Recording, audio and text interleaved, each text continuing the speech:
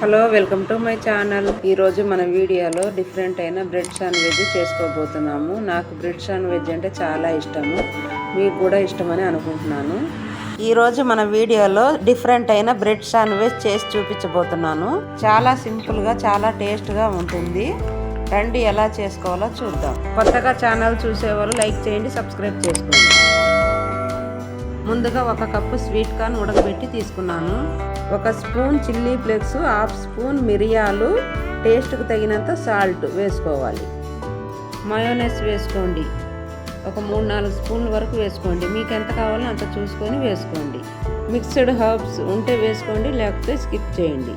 మనం ముందుగా cream cheese బ్రెడ్ని తయారు చేసుకోవాలి.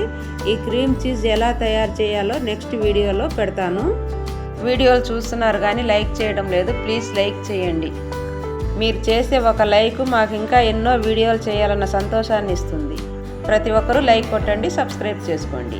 నెక్స్ట్ మనం కలిపి పెట్టుకున్న స్వీట్ కార్న్ మిశ్రమాన్ని బ్రెడ్పై అప్లై చేసుకోవాలి.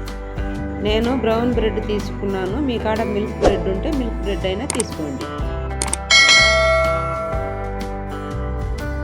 ఇప్పుడు ప్యాన్ మీద గీ అప్లై చేసుకోవాలి. ఇప్పుడు మనము బ్రెడ్ని స్లోగా పెనం మీద పెట్టుకోవాలి. లో టు మీడియం ఫ్లేమ్లో ఫ్రై చేసుకోవాలి. లో ఫ్లేమ్లో 1 సైడ్ క్రిస్పీగా ఫ్రై చేసుకోవాలి.